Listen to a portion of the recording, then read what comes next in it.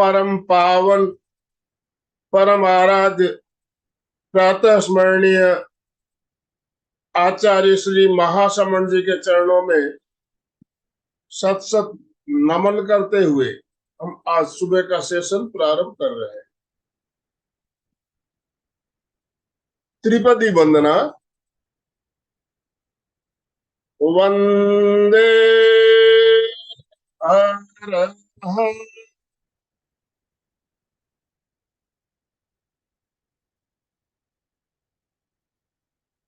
वंदे गुरु परम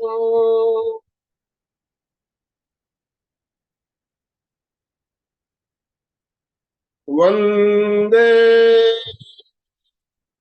सत्यम।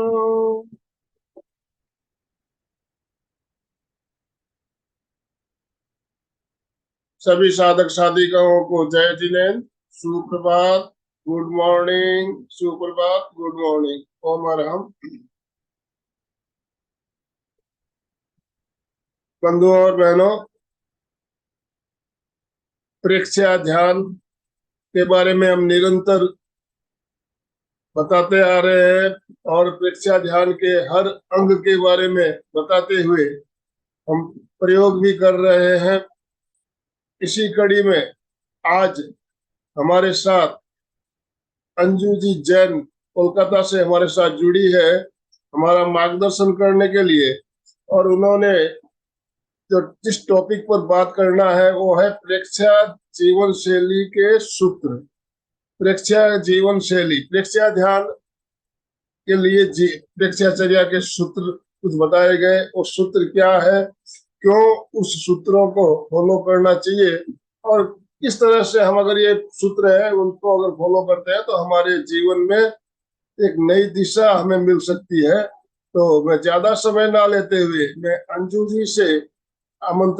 जी को आमंत्रित करना चाहूंगा। उससे पहले मैं थोड़ा सा अंजू जी के बारे में बता देना चाहता हूँ। अंजू जी एक बहुत ही अच्छी प्रेक्षा प्रशिक्षक है और साथ ही एक उपासिका भी है। और कल हमारे साथ जो ट्रेनर जुड़े थे वे भी उपासक थे, और आज अंजू जी जुड़ी है, ये भी उपासिका है और ज्ञानशाला की प्रशिक्षक भी है साथ में। देखिए, त्रिवेणी संगम, ज्ञानशाला प्रशिक्षक, उपासिका और प्रेक्षा प्रशिक्षक, ये संयोग बहुत कम मिलता है। तो आज भी हमारे साथ एक जानी मानी हस्ती हमारे साथ जुड़ी है। तो मैं आप सभी से निवेदन करना चाहूंगा, आप अंजू जी का वेलकम कीजिए। वेलकम वेलकम अंजू जी, आपका बहुत बहुत स्वागत है। एमपी के फिटनेस क्लासेस और कल्याणम योग केंद्र की तरफ से आपका बहुत बहुत स्वागत, बहुत बहुत अभिनंदन। और आपसे निवेदन, आप आज का सेशन प्रारंभ करें। आराध्य के चरणों में मेरा भाव भरा वंदन। प्रेक्षा प्रणेता आचार्य श्री महाप्रज्ञ जी के चरणों में मेरा भाव भरा वंदन। युग प्रधान आचार्य श्री महाश्रमण जी के चरणों में मेरा भाव भरा वंदन। आदरणीय अंकल जी और इस क्लास से जुड़े हुए सभी साधकों से मेरा सादर जय जिनेन्द्र। मैं भी आज फर्स्ट टाइम ही आपके क्लास से जुड़ी हूँ। मैंने वीडियो तो बहुत देखे हैं, लेकिन जुड़ने का सौभाग्य पहली बार ही प्राप्त हुआ है। अच्छा लग रहा है मुझे भी बहुत। आज मेरा जो टॉपिक है उसका शीर्षक है प्रेक्षा जीवन शैली के सूत्र। जो व्यक्ति प्रेक्षा ध्यान की साधना करता है उसका जीवन कैसा होना चाहिए, इसके बारे में आचार्य श्री महाप्रज्ञ जी ने 5 सूत्रों के बारे में बताया। ये 5 सूत्र है भावक क्रिया और प्रतिक्रिया विरति, मैत्री, मिताहार और मित भाषण। जो प्रेक्षा ध्यान की साधना करता है उसे इन 5 सूत्रों को अपने जीवन में समावेश करना जरूरी होता है। प्रेक्षा ध्यान सिर्फ हमें ध्यान ही नहीं सिखाता, बल्कि व्यक्ति के जीवन की सफलता को सुनिश्चित करने वाले इन 5 मौलिक सूत्रों के बारे में भी बताता है, हमें सिखाता है। और जो व्यक्ति इन सूत्रों का अपने जीवन में आत्मसात कर लेता है, वह व्यक्ति अपने ध्यान की क्रिया को अच्छी तरह से कर पाता है और अपने जीवन में सफलता प्राप्त कर सकता है। प्रेक्षा ध्यान को इन इन इन इन सूत्रों को जो जीवन में अपने आत्मसात करता है, समझता है, उसको वो अपने जीवन को अच्छी तरह से समझ लेता है। जो अपने जीवन को अच्छी तरह समझ लेता है वो अपने आप को समझ लेता है, और जो अपने आप को समझ लेता है वो अपने जीवन को अच्छी तरह से समझ लेता है। तो आइए इन 5 सूत्रों के बारे में जानने का प्रयास करते हैं। पहला सूत्र है भाव क्रिया।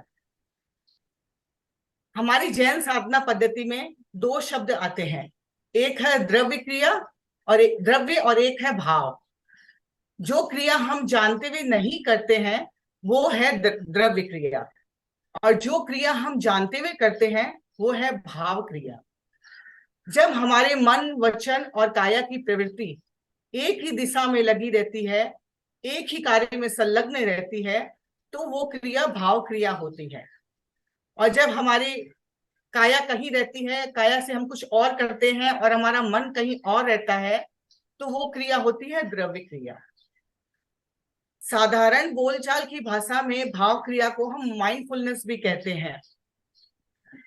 फॉरेन कंट्रीज में माइंडफुलनेस को ही पूरा मतलब एक ध्यान का एक पूरा तरीका ही मान लिया गया है, और माइंडफुलनेस को वो ही ध्यान के रूप में करवाते हैं, और प्रेक्षा ध्यान में इसे भाव क्रिया कहते हैं। भाव क्रिया के 3 आयाम बताए गए हैं। पहला आयाम है वर्तमान में जीना, लिव इन प्रेजेंट। ज्यादातर हम क्या है कि हम या तो अतीत में, पास्ट में जीते हैं, या फिर हम भविष्य की कल्पनाओं में उसमें खोए रहते हैं। हम वर्तमान में बहुत कम जीते हैं, लेकिन हमारा वर्तमान में जीना बहुत आवश्यक होता है।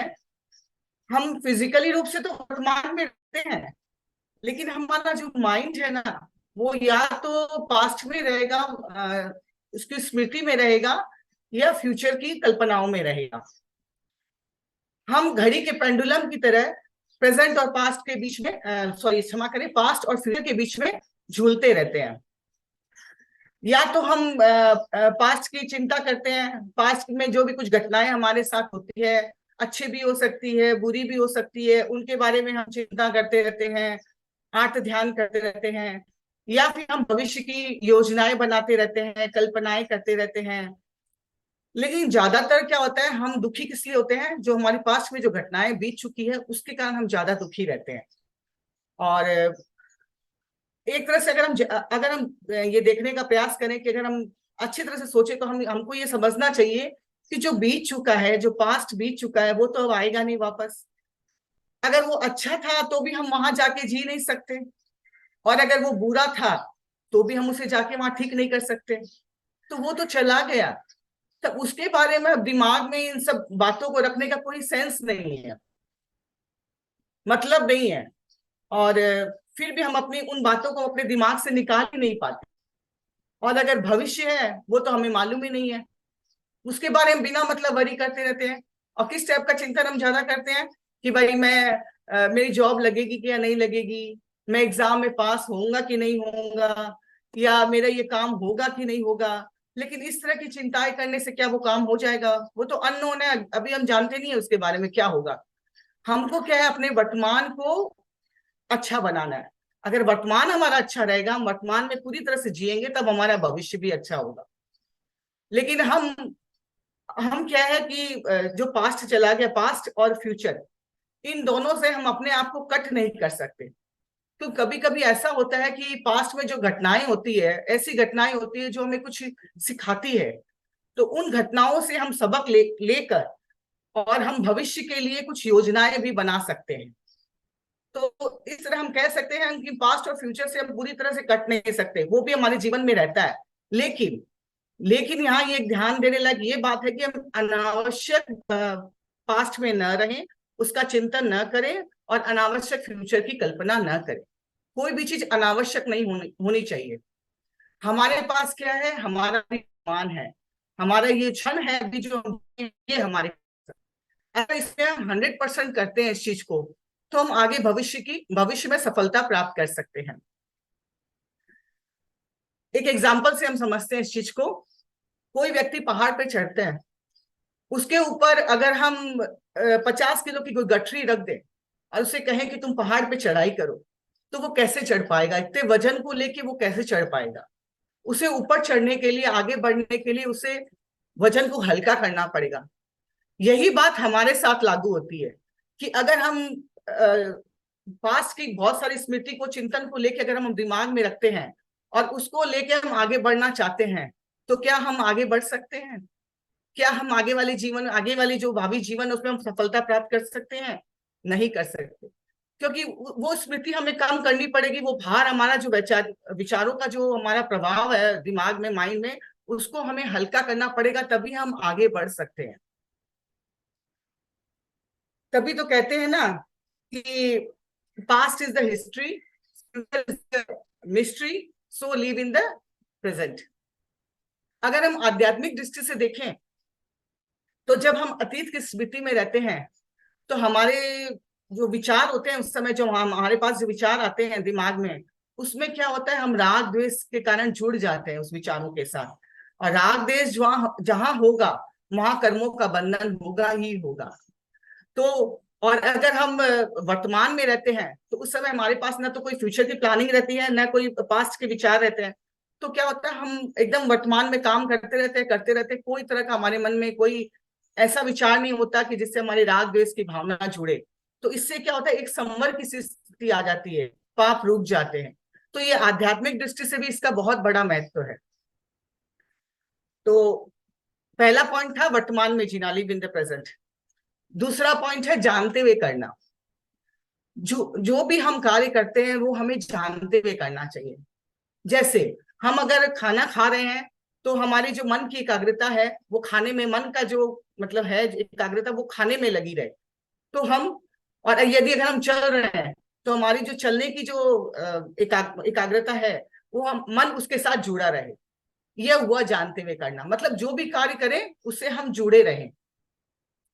और हम क्या होता है कि हम ज्यादातर क्या होते हैं, हम जब कोई काम करते हैं ना तो माइंड काम, जैसे हम काम कुछ कर रहे हैं, शरीर से, शारीरिक रूप से कर रहे हैं, लेकिन हमारा माइंड क्या होता है, वो कहीं और भटकता रहता है। इससे क्या होता है, वो काम में हम पूरी तरह से सफल नहीं हो पाते, ना जो जो करते हैं वो काम भी पूरी तरह से नहीं हो पाता, और जो जिसके बारे में सोचते हैं वो काम भी हम नहीं कर सकते। तो हम क्या है, खंड खंड में जीवन जीते हैं, खंड खंड, टुकड़ों टुकड़ों में हम जीवन जीते हैं।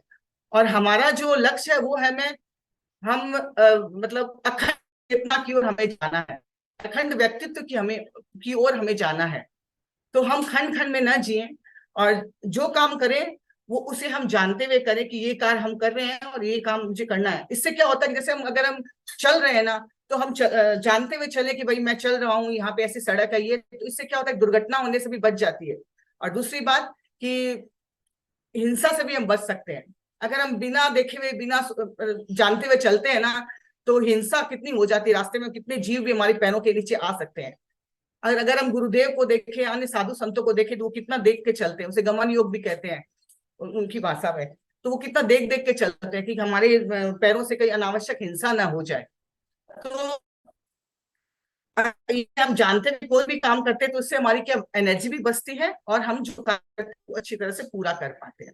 इसे भी एक एग्जाम्पल के द्वारा समझते हैं कि एक बार एक व्यक्ति ध्यान साधना के लिए अपने एक गुरु के पास गया, साधना गुरु, ध्यान गुरु के पास, और उनसे कहा कि मुझे ध्यान सीखना है, आप मुझे ध्यान सिखाइए। तो साधु ने कहा कि आप ऐसा करो, अभी खाने का समय हो रहा है, हम लोग अभी आहार कर लेते हैं, उसके बाद आपको ध्यान के गुरु सिखाऊंगा। वो लोग, खाने का समय था, वो लोग ने खाना खाना स्टार्ट कर दिया। पूरी खाना खाते वक्त, पूरे वक्त मुनि साधु जो थे वो मौन थे।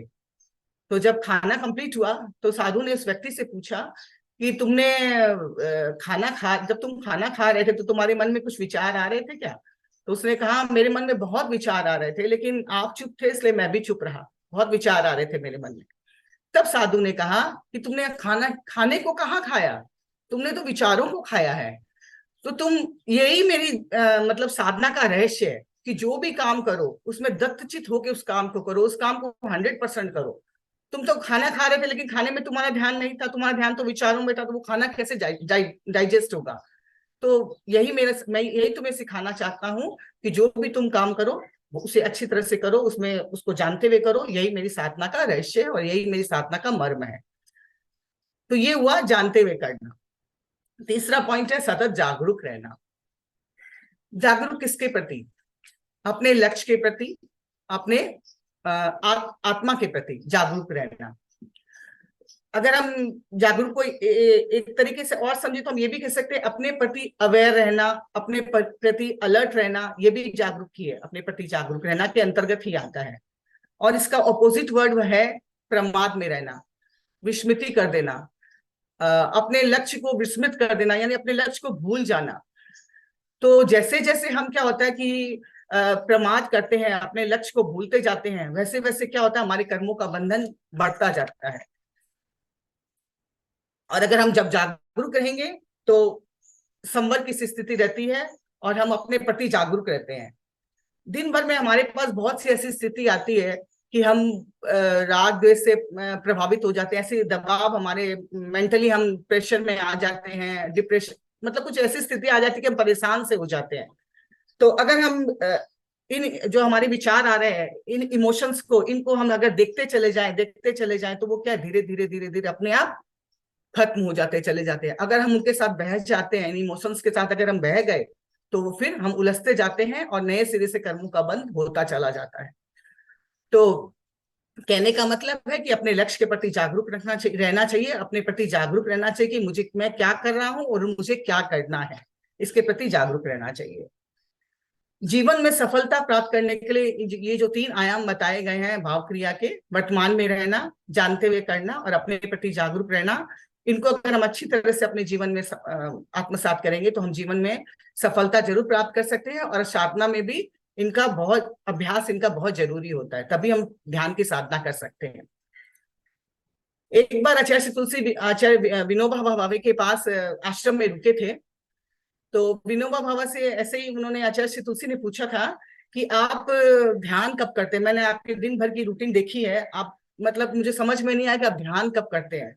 तब आचार्य विनोबा भावे ने कहा था कि मैं, आप मुनिश्री, आप मुझसे ये पूछिए कि मैं ध्यान कब नहीं करता हूँ, मैं हमेशा ध्यान में ही रहता हूँ, अपने प्रति जागरूक रहता हूँ। तो यही तो है भाव क्रिया। ये आचार्य विनोबा भावे का एग्जाम्पल हमारे लिए भाव क्रिया का एग्जाम्पल बनता है। आप जानते हैं उन्होंने भूदान आंदोलन किया था और उनका मतलब दिन भर में कितने कितने लोगों से उनका संपर्क रहता था। तो उस समय भी, वैसी स्थिति में भी वो अपने आप में रहते थे, वर्तमान में रहते थे। और आप सोचिए कि उस स्थिति में भी वो कैसे भाव क्रिया में अपने आप को मैनेज करते थे। तो ये था उनके मतलब सफलता का रहस्य, उनकी सफलता का रहस्य। प्रेक्षा ध्यान की साधना में क्या होता है कि हम दिन भर में कितना, 1 घंटा ध्यान कर लेते हैं, 2 घंटा ध्यान कर लेते हैं। तो जब हम ध्यान करते हैं तो उस समय हमें बहुत अच्छा लगता है और आनंद की मतलब अनुभूति भी होती है, मन में शांति भी लगती है, अच्छा लगता है उस समय बहुत। लेकिन बाकी जो 8-10 घंटे बचते हैं उसका क्या करें? ये सवाल तो मन में आता है कि 8-10 घंटा, कभी कभी ऐसी स्थिति आ जाती है कि बहुत प्रेशर सा पड़ जाता है दिमाग में, अच्छा नहीं लगता, कुछ ऐसी घटनाएं हो जाती है जो हमारे मन को आंदोलित कर देती है, उद्वेलित कर देती है। तो उस समय एक प्रश्न उठता है कि उस समय क्या किया जाए? क्या ये 1 घंटे का, 2 घंटे का ध्यान पूरे दिन को मतलब अच्छे से चला सकता है? ऐसे तो चला सकता है, लेकिन कभी कभी बहुत ज्यादा स्थिति मतलब अच्छी नहीं रहती, तो उस समय थोड़ी सी प्रॉब्लम आ जाती है। तो उस हमारे फिर उसके बाद एक ही उपाय है कि हम हमेशा भाव क्रिया में रहने का प्रयास करें। अगर हम भाव क्रिया में हमेशा रहेंगे तो वो जो स्थिति आती है ना, उनको हम अच्छी तरह से हैंडल कर पाएंगे। और ध्यान करने, भाव क्रिया को साधने के लिए ध्यान बहुत जरूरी है। अगर हम रेगुलर ध्यान करते हैं, और आप लोग तो करते ही हैं, तो अगर रेगुलर ध्यान करते हैं तो वो भाव क्रिया अपने आप धीरे धीरे सज जाती है। भाव क्रिया को कैसे पुष्ट किया जाए, इसके लिए भी ध्यान को मतलब बहुत ज्यादा प्राथमिकता दी गई है कि ध्यान बहुत जरूरी है। क्योंकि ध्यान से एक तो हमारी एकाग्रता सधती है और दूसरा हमारे कषाय भी कम होते हैं। तो हम धीरे धीरे अपने आप भाव क्रिया की तरफ बढ़ते चले जाते हैं। और भाव क्रिया को पुष्ट करने के लिए बार बार हमें अपने लक्ष्य के प्रति माइंड को मतलब जागरूक करना होगा कि ये हमारा लक्ष्य है, ये हमारा लक्ष्य है, मुझे ये करना है, मुझे ये करना है। बार बार अपनी कंडीशनिंग करते हैं ना कोई चीज की, वैसे वो करना रहता है। और तीसरा है कि श्वास के प्रति हमेशा अलर्ट रहे। श्वास का बहुत महत्व है ध्यान की में, श्वास का बहुत महत्व है। तो श्वास के प्रति हमेशा अलर्ट रहे। जब भी आप खाली बैठे रहें कि भाई भी कुछ काम नहीं, मैं ऐसी बैठी हूँ या ऐसी बैठा हूँ, तो उस समय आप अपने श्वास पे मन को केंद्रित कर दीजिए। और श्वास का इतना है कि श्वास पे अगर आप धीरे धीरे अपने कंट्रोल में कर लिए तो आप में एकदम बहुत बड़ा परिवर्तन आ जाता है। तो मैं तो स्टार्टिंग में यही बोलती हूँ कि आप सिर्फ श्वास पे इच्छा कीजिए। मैं तो अपने जीवन में सिर्फ श्वास पे इच्छा ही करती हूँ और मुझे अपने आप में बहुत परिवर्तन सा महसूस होता है जब से मैंने प्रेक्षा ध्यान को ज्वाइन किया है। तो श्वास का मतलब श्वास पर एकदम अपना नियंत्रण स्टार्ट कर दीजिए। तो उससे क्या होगा, आपका मन भी कंट्रोल में रहेगा और अब सब चीज अपने हिसाब से आप सहज रूप से सब चीज को कर सकेंगे। आप पर आवेश और क्रोध वगैरह इतनी जल्दी से नहीं आएगा। आपको लगेगा कि हर चीज सहज हो रहा है, ठीक है, हो रहा है, होने दो, कोई दिक्कत नहीं है। आप पे वो मतलब ज्यादा इफेक्ट नहीं डालेगा। तो ये थी भाव क्रिया, पहला सूत्र था। दूसरा सूत्र है प्रतिक्रिया विरति। मतलब प्रतिक्रिया विरति मतलब प्रतिक्रियाओं से दूर रहना। विरति मीन्स दूर रहना। और अगर हम कहें तो फ्रीडम फ्रॉम रिएक्शन, मतलब रिएक्ट नहीं करना चाहिए। रिएक्ट से फ्रीडम मतलब मिलना चाहिए हमें। आचार्य श्री महाप्रज्ञ जी ने बताया कि हमें अपनी स्वतंत्रता को अनुभव करने के लिए सबसे बड़ा सूत्र है प्रतिक्रिया विरति। मैं स्वतंत्र हूं, मैं किसी का गुलाम नहीं हूं, मैं किसी के हाथ का रिमोट कंट्रोल नहीं हूं। इस बात को अगर आपको रियलाइज करना है, इस बात को अगर आप फील करना चाहते हैं, तो आपको प्रतिक्रियाओं से दूर रहना पड़ेगा। जैसे अगर आपको कभी कोई जैसे आके बोल देता है कि भाई तुमने तो ऐसी कोई बात बोल देता है जो आपको अच्छी नहीं लगती है, उससे क्या होता है, आपका मन अशांत हो जाएगा। आप तुरंत रिएक्ट कर देंगे, आपका मन अशांत हो गया। दूसरा व्यक्ति आया, आपको बोल देगा, आप बहुत अच्छी बात, आपकी प्रशंसा कर देगा, आपके बारे में कोई अच्छी बात बोल देगा, आप तुरंत खुश हो जाएंगे। तो उस समय भी आप रिएक्ट करेंगे। रिएक्ट तो आप दोनों समय करते हैं, क्योंकि रिएक्ट से आदमी कभी भी मुक्त नहीं हो सकता, लेकिन रिएक्शन का एक तरीका होता है। तो इसका मतलब क्या हुआ कि आपको वो दुखी भी बना सकता है, वो सामने वाला आपको सुखी भी बना सकता है। मतलब आप उसके हाथ की कठपुतली है, आपको वो जैसा चाहे नचा सकता है, आप नाचोगे उसके साथ साथ। आपने अपना रिमोट कंट्रोल उसके हाथ में दे दिया, वो जैसा चाहे आप, जैसे अब रिमोट से क्या होता है, हम लोग चैनल बदलते रहते हैं ना, वैसे वो आपको रिमोट दबा दबा आपके मूड को चेंज करता रहेगा। तो कहीं ये क्या सही है? नहीं। हमें जल्दी से आके कभी भी कोई रिएक्ट नहीं करना चाहिए।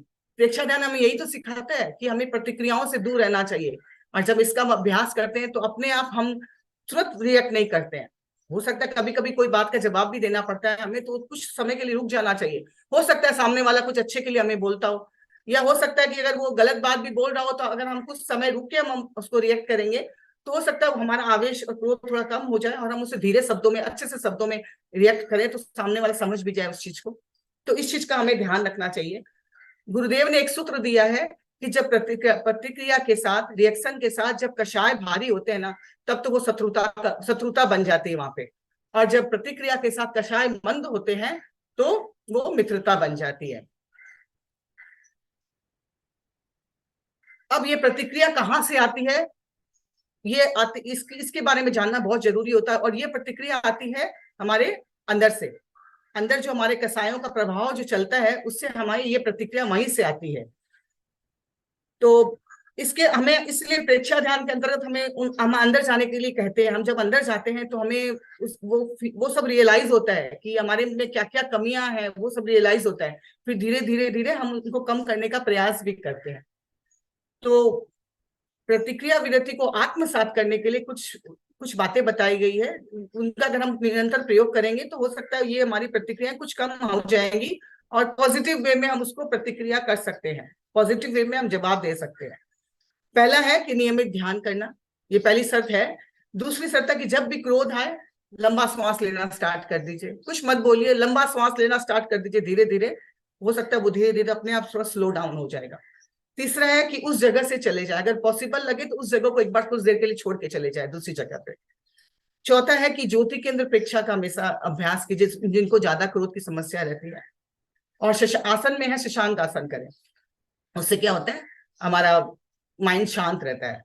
और रिएक्ट करने से पहले कुछ देर रुके, उसको समझे कि वो क्यों बोल रहा है, क्या बोल रहा है, उसके बाद उसको रिएक्शन दें। तो इन सब चीजों का अगर हम ध्यान रखेंगे तो हम प्रतिक्रिया वृत्ति को विरत कर सकेंगे, प्रतिक्रिया को विरत से दूर रह सकेंगे हम। तीसरा पॉइंट है मैत्री। पहला था भाव क्रिया, दूसरा है प्रतिक्रिया विधेयती, तीसरा है मैत्री। प्रतिक्रिया विधेयती और मैत्री में बहुत गहरा संबंध होता है, क्योंकि जहां प्रतिक्रिया से हम दूर रहेंगे वहां मैत्री अपने आप आ जाएगी, मैत्री मैत्री भाव बढ़ता चला जाएगा। हम सभी जीवन में बहुत खुश रहना चाहते हैं, और बहुत से व्यक्ति ऐसे भी होते हैं जो बहुत खुश रहते हैं, और बहुत से व्यक्ति ऐसे होते हैं जिनके चेहरे पे खुशी रहती ही नहीं है। ऐसा क्यों होता है? क्योंकि जिनके अंदर शत्रुता का भाव रहता है ना, वो कभी खुश नहीं रह सकते, वो हमेशा दुखी दुखी रहेंगे, उनके मन में भावनाएं चलती रहेगी, गलत भावनाएं। और जो हमेशा मन में मैत्री की भावना रहती है जिसके मन में, वो हमेशा खुश रहेगा, खुश रहना चाहेगा। तो कहते हैं कि ये बहुत ध्यान, ये लाइन एक मैं अभी बोलूंगी, बहुत ध्यान मतलब सोचने लायक बात है कि मैत्री जब किसी एक या दो के साथ होती है ना, तो वो होता है राग। राग के कारण हम एक दूसरे से मैत्री करते हैं, और जब मैत्री सभी जीवों के साथ होती है तो वो होता है विराग, मतलब सभी जीवों को अपने समान समझना, वो हो गया विराग की स्थिति। भगवान महावीर ने भी कहा है कि सभी जीवों को अपने समान समझो, जैसे आत्मा अपने में है वैसी ही आत्मा सब जीवों में होती है, चाहे वो हाथी बड़ा जीव हो, चाहे वो चींटी जैसा छोटा जीव हो, अपनी आत्मा के समान सभी जीवों में आत्मा होती है। तो इस चीज को फील करना, इस चीज को आत्मसात करना ही मैत्री है। कहा भी गया है ना, मेत्तिम में भुवेसु वेरम मज्झ न के नहीं, सभी मेरे मित्र हैं, मेरा किसी के साथ वैर नहीं है। तो हमें ये इस चीज को रियलाइज करना है, फील करना है कि जैसी आत्मा हमारे में है वैसी आत्मा सब में है। तो ये ही मैत्री का विकास होता है, यहाँ पे यही मैत्री भाव इससे हमारा बढ़ता रहेगा। फोर्थ पॉइंट है मिताहार। हमारा जीवन प्रेक्षा ध्यान क्या होता है कि वो समग्र जीवन का दर्शन है, वो हर चीज के बारे में प्रकाश डालता है जो हमारे जीवन से जुड़ा हुआ है। और आहार तो हमारे जीवन से बहुत ज्यादा जुड़ा हुआ है, आप जानते ही हैं। देखिए, जीवन की दो मूलभूत आवश्यकताएं होती है, श्वास और आहार। लेकिन विडंबना ये है कि ज्यादातर लोग श्वास लेने का सही तरीका नहीं जानते और आहार करने का सही तरीका नहीं जानते, आहार में बिल्कुल विवेक नहीं रखते। तो हमें ये समझना है कि आहार हम कैसे लें, कितना खाएं, कितना ना खाएं, कब खाएं, क्यों खाएं, ये इन सब चीजों का हमें इसके बारे में जानना बहुत जरूरी होता है। आहार विवेक बहुत जरूरी है। अब आहार विवेक के बारे में बोलूंगा तो मुझे पूरा अगर मैं बताऊं तो बहुत समय लग जाएगा, इसलिए मैं शॉर्ट में बता रही हूँ कि आहार का विवेक होना बहुत जरूरी है। कब खाएं, क्यों खाएं, कैसे खाएं, कितना खाएं, इन सब चीजों का ध्यान रखना बहुत जरूरी होता है। एक बार लुधियाना में एक 10 दिन का प्रेक्षा ध्यान का शिविर लगा था, तो उसमें डॉक्टर गोयल आए थे। डॉक्टर गोयल आए थे तो वो उन्होंने शिविर अटेंड किया था। तो कहते हैं उनको शुगर की बीमारी थी और कहते हैं शुगर में चावल नहीं खाना चाहिए। उन्होंने उस समय आयम्बिल किया 10 दिन, और चावल से ही आयम्बिल किया था उन्होंने, चावल के साथ ही। तो कहते हैं उनका 10 दिन के शिविर में उनकी शुगर की बीमारी पूरी तरह से खत्म हो गई। तो यहाँ हमें ये क्या बात समझ में आई कि हमें खाने का संयम भी बहुत जरूरी है। खाने का संयम यानी कि आयम्बिल हुआ, उनोदरी हुआ, उपवास हुआ, इन सबको बीच बीच में हम करना चाहिए। और जैन धर्म हमें ये सिखाता है कि हमें खाने का संयम बहुत जरूरी है। और खाने का संयम रखेंगे हम, बीच बीच में अगर करते रहें ये सब, तो हमारा पेट वेट सब अच्छे से रहता है।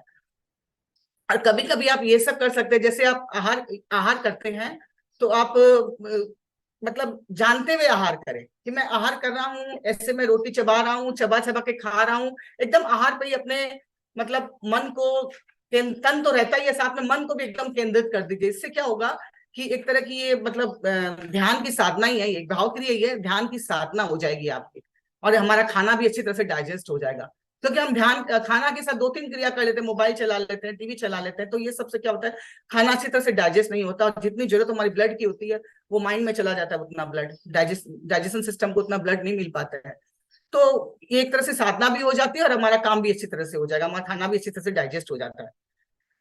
भोजन कैसा होना चाहिए, इसके लिए 5 बातें मेन है कि शक्ति की पूर्ति, जिससे हमारी शक्ति ताकत मिले, हमारे वैसा भोजन होना चाहिए।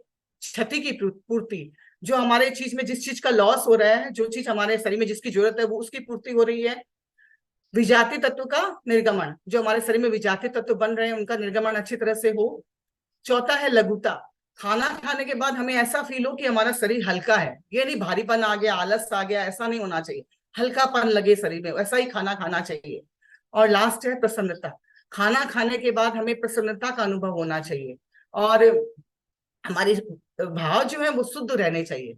तो ये जो 5 चीजें जिन आहार में हैं, और जो ऐसा आहार करते हैं, तो उनके लिए ये बात पक्की लागू होती है कि वे मिताहार का प्रयोग कर रहे हैं। लास्ट पॉइंट है मित भाषण। मित भाषण का अर्थ होता है वाणी का संयम। हमें वाणी का संयम रखना चाहिए। जितनी जरूरत हो, जितनी आवश्यकता हो, उतना ही बोलना चाहिए। इससे हमारी फालतू एनर्जी लॉस नहीं होगी। कोई कोई क्या करते हैं, इतना बोलते हैं, इतना बोलते हैं, तो क्या होता है कि लोग उसे सुनना नहीं चाहते हैं। जो ज्यादा बोलेगा ना, उससे हम बचने का प्रयास करेंगे, उसे लोग सुनना नहीं चाहेंगे, और उसको लोग वैल्यू भी नहीं देंगे। और जो लोग कम बोलते हैं ना, उनको लोग सुनना भी चाहते हैं और उनको लोग वैल्यू भी देते हैं। तो हमें यह प्रयास करना चाहिए कि हम जितना जरूरत हो उतना ही बोले, अनावश्यक ना बोले। भगवान महावीर की साधना को देखिए, उन्होंने 12.5 वर्षों में बिल्कुल भी नहीं बोला था। कितनी तकलीफें आई थी उनको, मारणांतिक कष्ट दिए गए, लेकिन उन्होंने कभी भी नहीं, कुछ नहीं बोला। उनको समभाव से वो सहन कर सकते, किया था उन्होंने। हम भगवान महावीर तो नहीं बन सकते, लेकिन उनके बताए रास्ते पे तो जरूर चलने का प्रयास करेंगे। तो कम से कम ये एक हमारा होना चाहिए एम, कि हम अनावश्यक ना बोले, जितना जरूरत हो उतना ही बोले।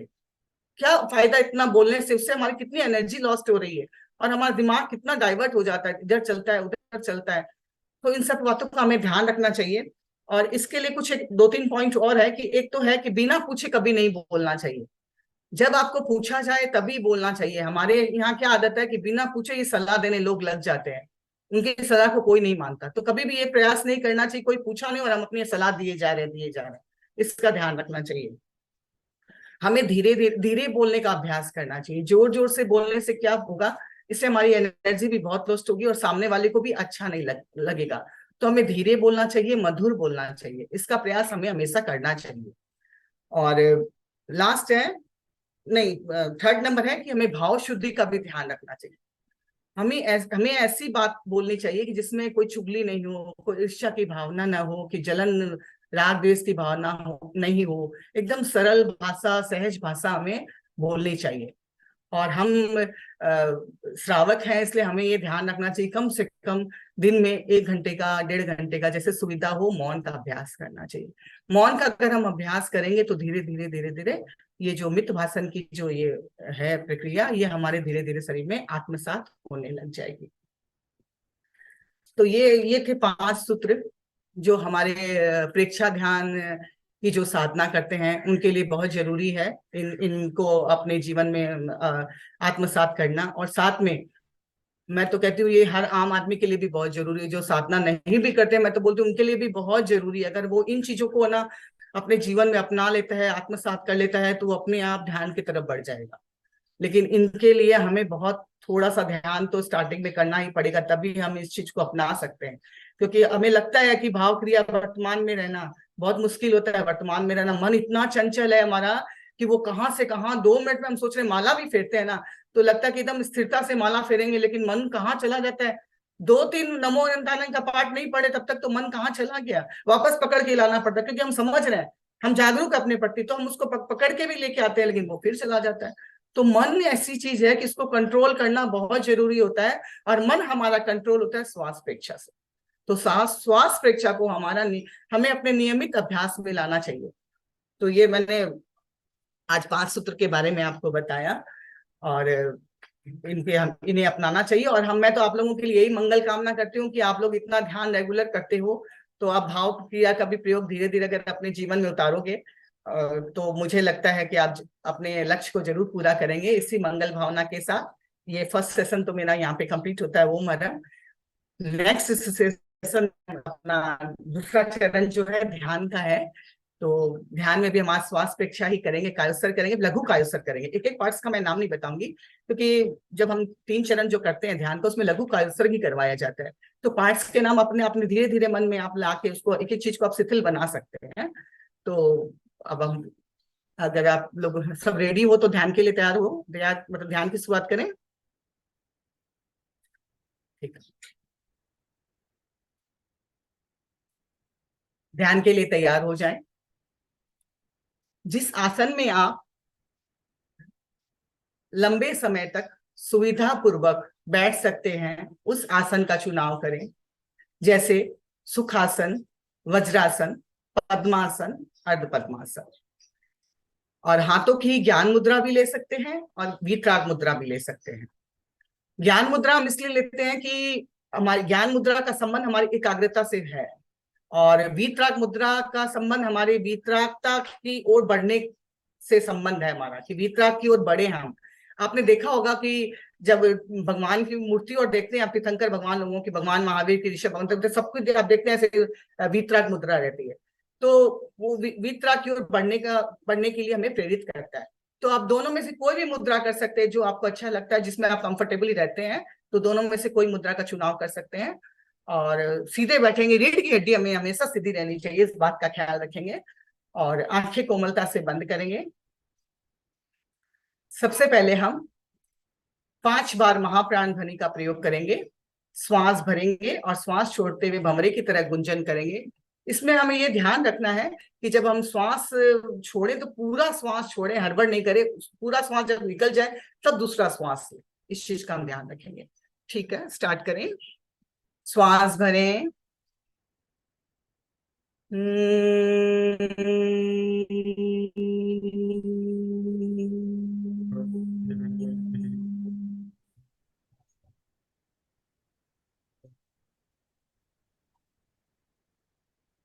श्वास भरें।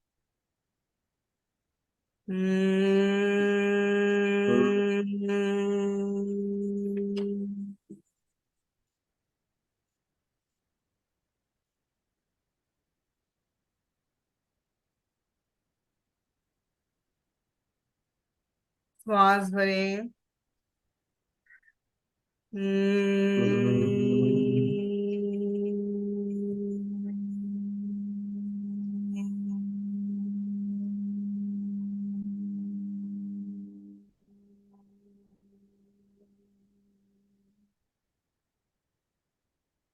श्वास भरें।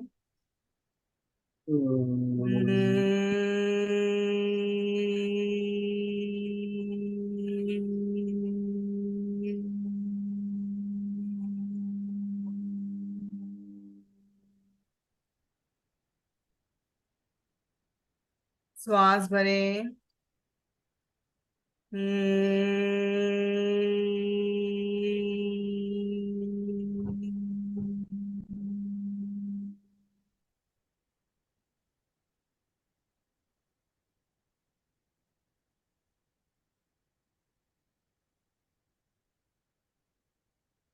शांत, संपेखई अपगत मपैणम,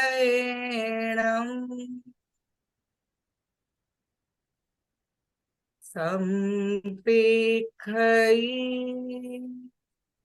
अपगत मपैणम,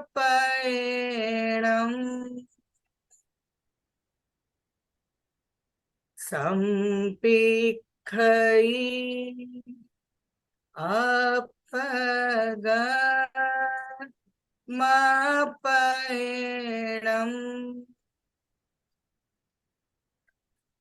आत्मा के द्वारा आत्मा को देखें, स्वयं ही स्वयं को देखें। अब मेरे साथ ध्यान के संकल्प को आप दोहराएंगे 3 बार। मैं चित्त शुद्धि के लिए प्रेक्षा ध्यान का प्रयोग कर रही हूँ। मैं चित्त शुद्धि के लिए प्रेक्षा ध्यान का प्रयोग कर रही हूँ। मैं चित्त शुद्धि के लिए प्रेक्षा ध्यान का प्रयोग कर रही हूँ। ध्यान का पहला चरण कायोत्सर्ग। शरीर को स्थिर, शिथिल और तनाव मुक्त करें। मेरुदंड को सीधा रखें। प्रतिमा की भांति शरीर को अडोल रखें। हलन चलन ना करें। पूरी स्थिरता।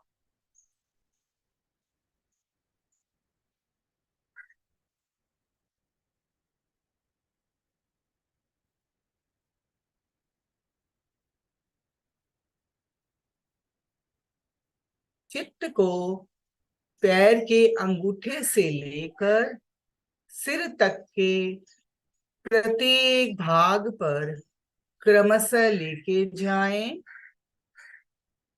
और सुझाव दें। शरीर का प्रत्येक भाग शिथिल हो जाए। शिथिल हो जाए। शिथिल हो जाए।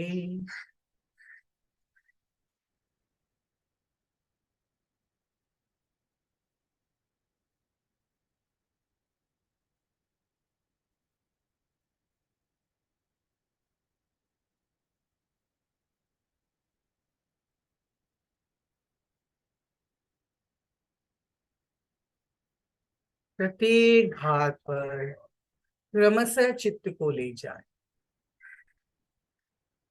शिथिलता का सुझाव दें।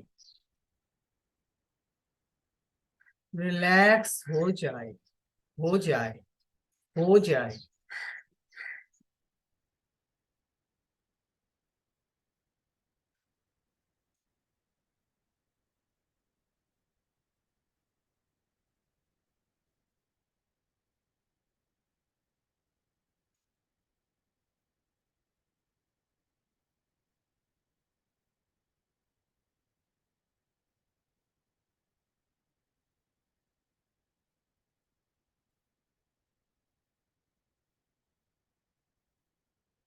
अनुभव करें पूरा शरीर शिथिल हो रहा है। शिथिल हो रहा है। शिथिल हो रहा।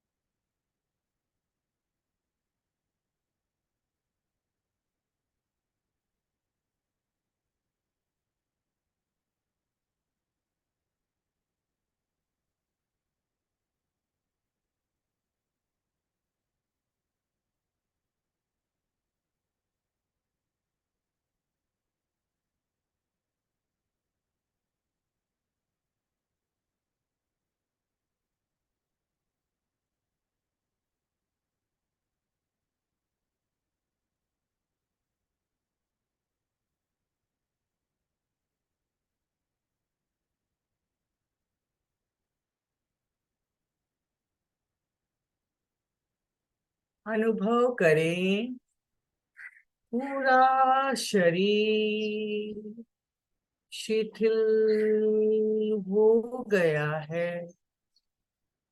शिथिल हो गया है। शिथिल हो गया।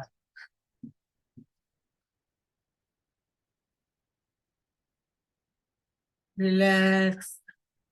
रिलैक्स। रिलैक्स।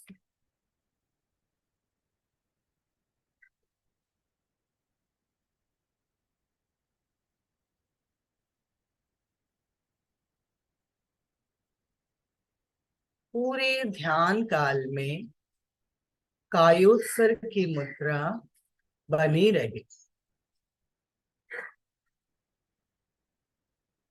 ध्यान का अगला चरण दीर्घ श्वास प्रेक्षा। श्वास को मंद करें।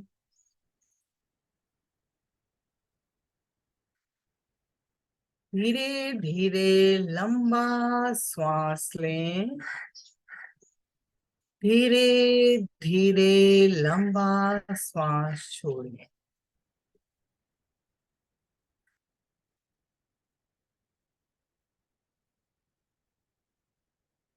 श्वास को लयबद्ध और समताल करें।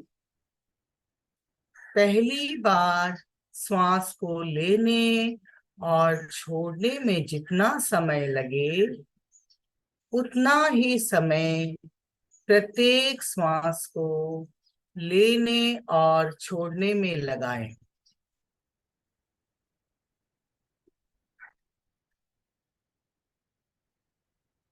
लंबा श्वास लें, लंबा श्वास छोड़ें।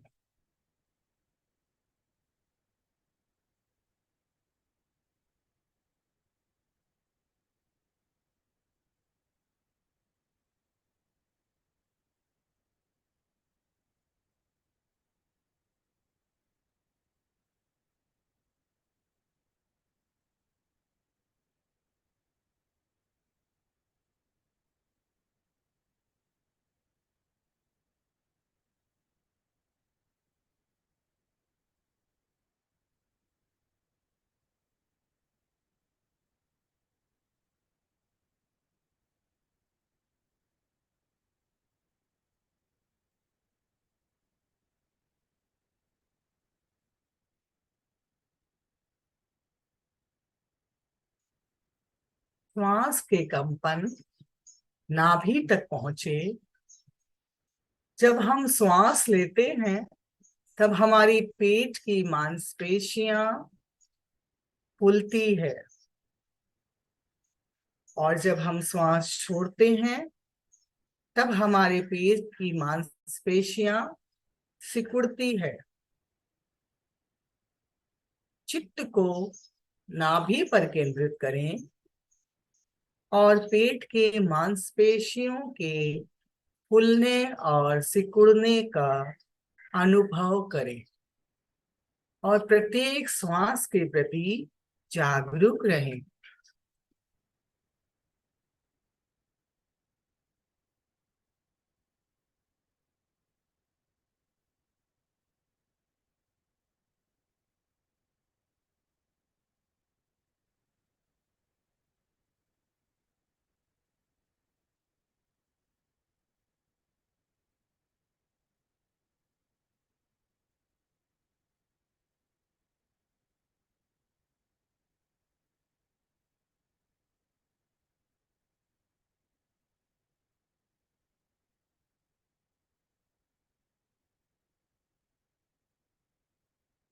मन में अगर कोई विचार आ रहे हैं, आने दे, आने दे, उसमें उलझे नहीं, उसे दृष्टा भाव से देखें।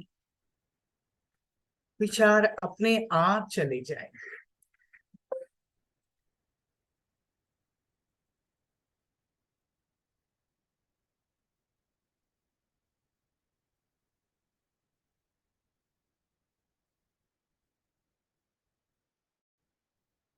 हो सके तो बीच बीच में श्वास संयम का प्रयोग करें।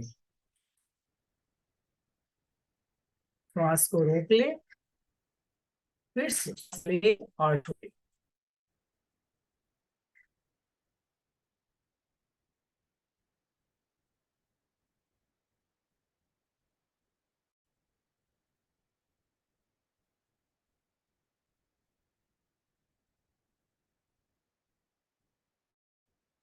प्रत्येक श्वास के प्रति जागरूक रहें।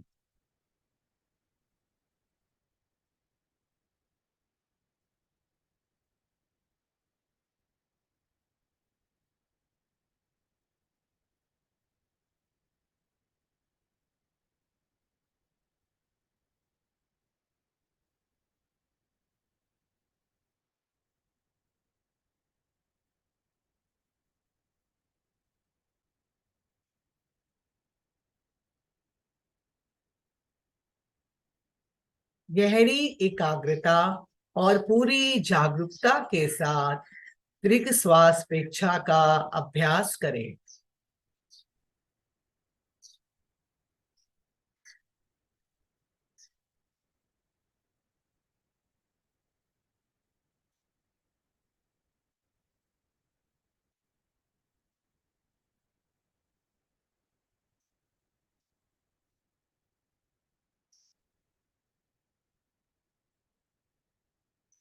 चित्त को नाभि से हटाकर दोनों नथनों के बीच संधि स्थल पर केंद्रित करें और वहां आते जाते प्रत्येक श्वास को देखें।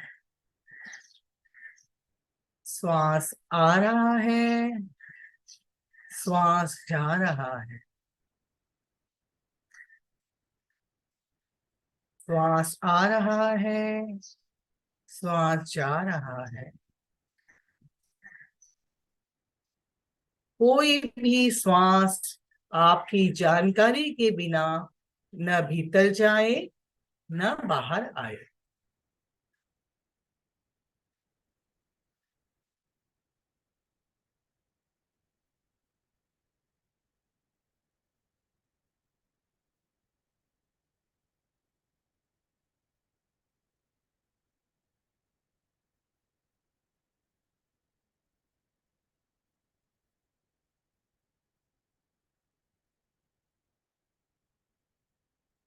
प्रत्येक श्वास को जानते हुए लें और जानते हुए छोड़ें।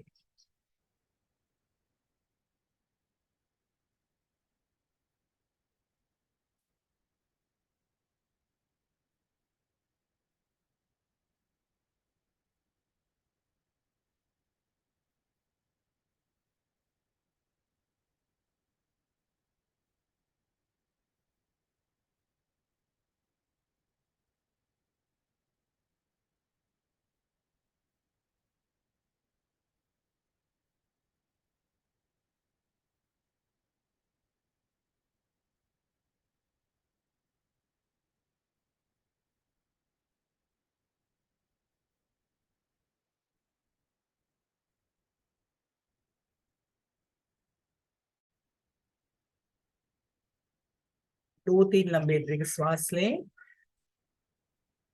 ध्यान का अगला चरण ज्योति केंद्र प्रेक्षा। चित्त को ललाट के मध्य भाग यानी ज्योति केंद्र पर केंद्रित करें और वहां सफेद रंग का ध्यान करें। पूर्णिमा के चांद की तरह चमकता हुआ श्वेत रंग।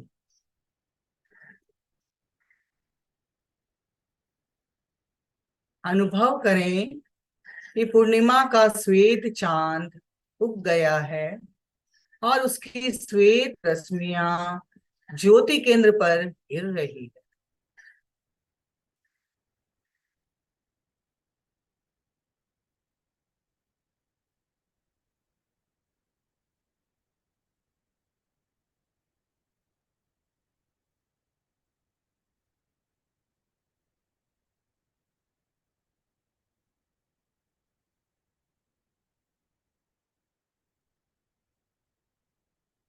चित्त को पूरे ललाट पर फैलाएं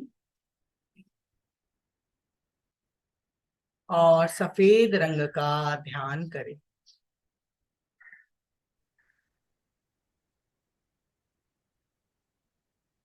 अनुभव करें सफेद रंग के परमाणु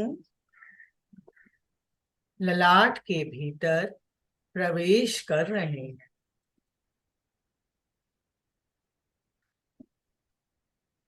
पूरा ललाट श्वेत रंग के परमाणुओं से भर गया है।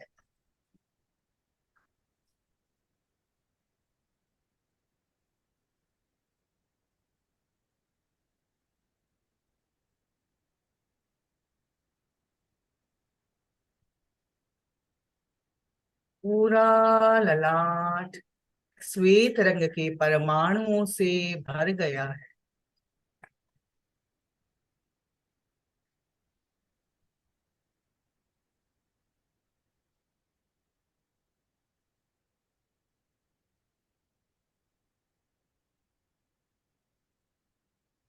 शांति और आनंद का अनुभव करें।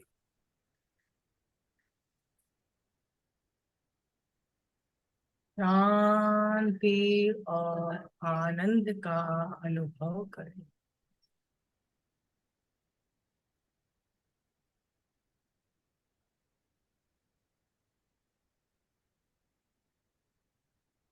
शांति और आनंद का अनुभव करें।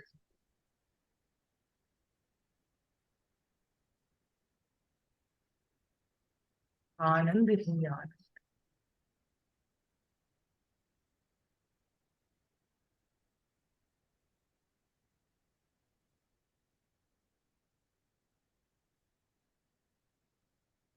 आनंद ही आनंद।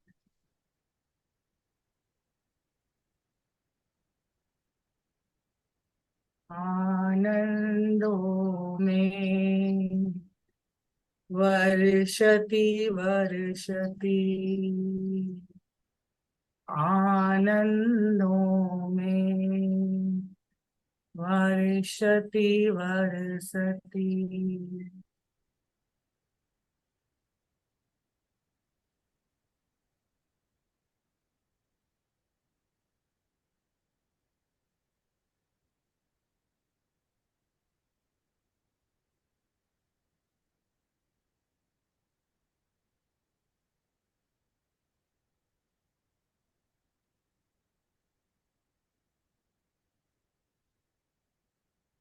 दो तीन लंबे दीर्घ श्वास लें।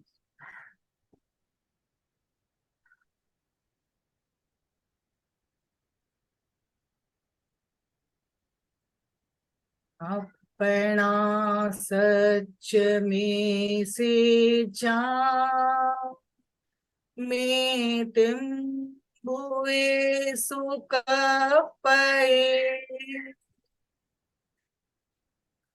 स्वयं सत्य खोजें, सबके साथ मैत्री करें। आहं सुविचा चरणं पमोक्षम। दुख मुक्ति के लिए विद्या और आचार का अनुशीलन करें।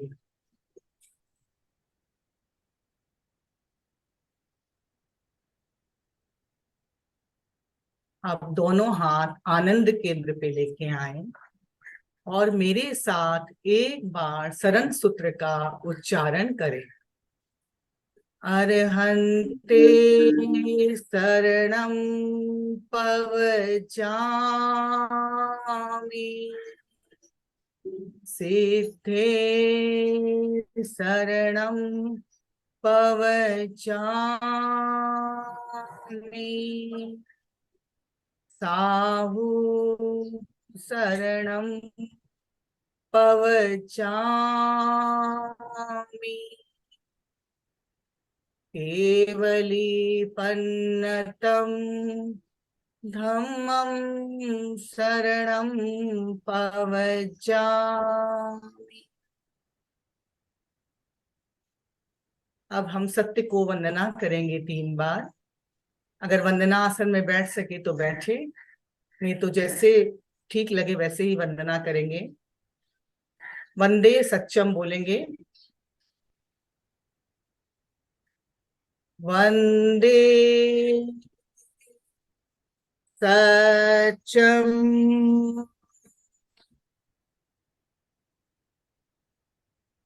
वंदे सच्चम।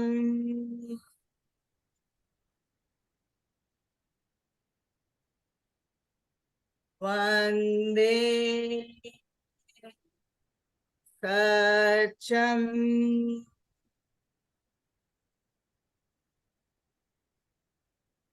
अब धीरे धीरे आंखें खोलेंगे। प्रयोग संपन्न। ओम अरहम ओम अरहम। ओम अरहम।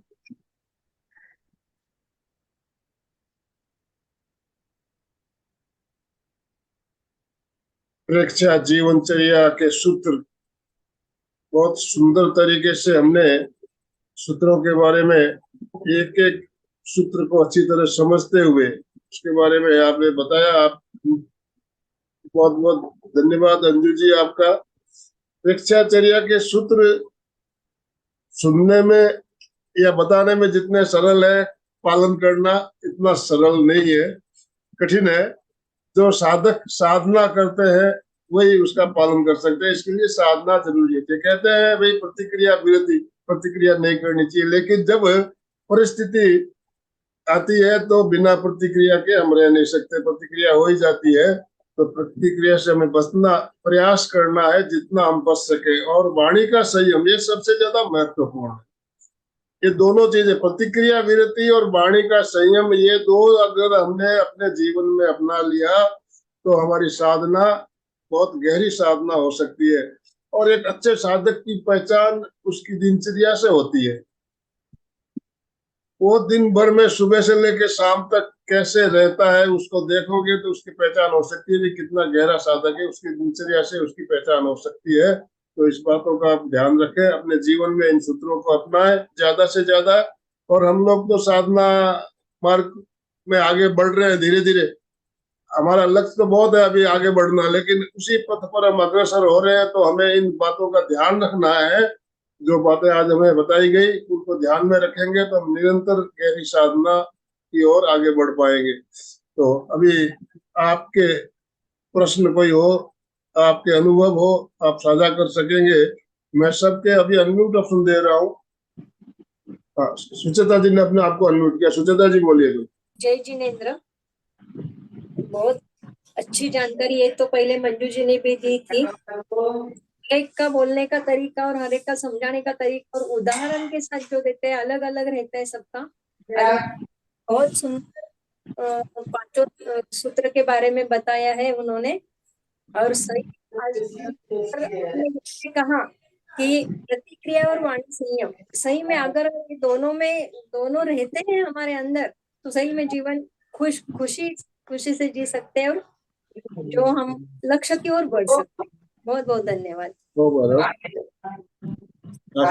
देखिए अंजू जी उपासिका है, उपासिका का जीवन कैसा होता है ये तो आप खुद समझते हो।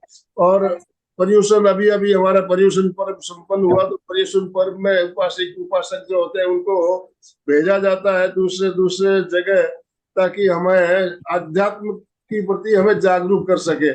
तो वो अगर खुद आध्यात्म के प्रति जागरूक होगी तो ही दूसरों को बता पाएंगे। तो उपासक श्रेणी जो है हमारे बहुत ही एक विशेष श्रेणी है। और आप उस उपासिका है तो इस बात का हमें गौरव है कि हमारे समाज में ऐसे बहुत से उपासक उपासिकाएं हैं जो अपनी जीवन की यात्रा को तो सुखद बना रहे हैं और हमें भी उस ओर प्रेरणा दे रहे हैं, उस ओर बढ़ने का। जो वाणी में दृढ़ता है सर, उनके वाणी में दृढ़ता थी, इसके ध्यान में आता है कि वो जरूर सही उपासिका है। बहुत बहुत कनक, अच्छा कनक भी उपासिका है। कनक, जय जिनेन्द्र सभी से मेरा। और मुझे ध्यान बहुत अच्छा लगता है। आज आपने बहुत अच्छा ध्यान करवाया और मैं ध्यान के और आगे बढ़ रही हूँ धीरे धीरे। जैसे पहली स्थिति थी अब वैसी स्थिति नहीं है मेरे।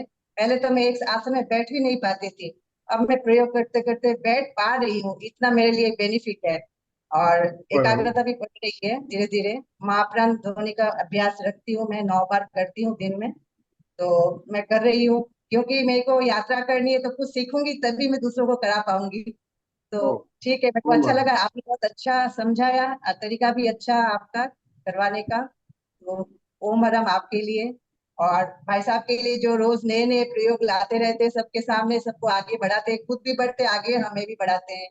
तो बहुत बहुत धन्यवाद आप सब, आप दोनों के प्रति। ओम हरम। सुशील कुमार जैन, सुशील जी। जय जिनेन्द्र। अंजू जी बहुत अच्छा आपने बताया, बहुत अच्छा प्रयोग करवाया। और जो हम लोग अभी आनंद सर ने बताया कि धीरे धीरे हम आगे बढ़ रहे हैं, उसमें एक कड़ी और जुड़ी है। और ये जो 500 चर्या है ना, गुरुदेव की एक बुक है, मैं पढ़ रहा था कल ही, व्यक्तित्व विकास के सूत्र। तो उसमें लगभग बहुत अच्छे सरल तरीके से समझाए हैं। अगर कोई और भी आगे पढ़ना चाहे तो उसमें मैंने कल देखा था। तो ये बहुत अच्छा आपने सेशन लिया है, बहुत बहुत आभार आपका। अर्चना जी ने अपना आपको अनम्यूट किया। अर्चना जी बोलिए। हाँ हाँ, जय जिनेन्द्र। अंजू जी ने इतना अच्छा बताया, सब भाव क्रिया प्रतिक्रिया और मैत्री, ये उपासिका है इसलिए सब उनको मालूम है ही। हमें भी बताया, हमें अभी मालूम हुआ। और बहुत अच्छा तरीका है उनका बोलने का, अच्छा तरीका है। और ध्यान में भी ध्यान कैसे करते हैं वो भी बहुत अच्छी तरह से सिखाया। धन्यवाद सर, धन्यवाद अंजू जी। सर आपको भी धन्यवाद, त्रिवेणी संगम को। दूसरा जी।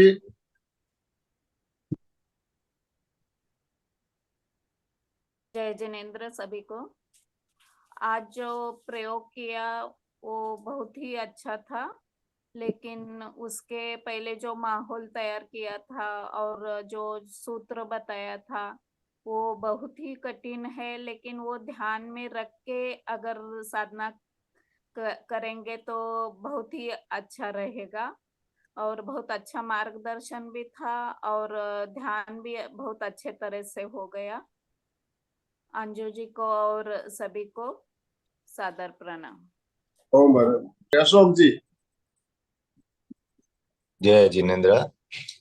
कोई भी अपन कार्य करते हैं, जैसे अपन प्रेक्षा प्रधान साधक है, तो अपनी जीवन शैली भी उसके हिसाब से होनी चाहिए कि भाई उसमें भी अपने बहुत वो महत्व रहता है कि ध्यान में अपन आगे बढ़ सकते हैं। अपने भाव अलग हो, विचार अलग हो, और प्रेक्षा ध्यान करते हो तो कोई मीनिंग नहीं निकलता।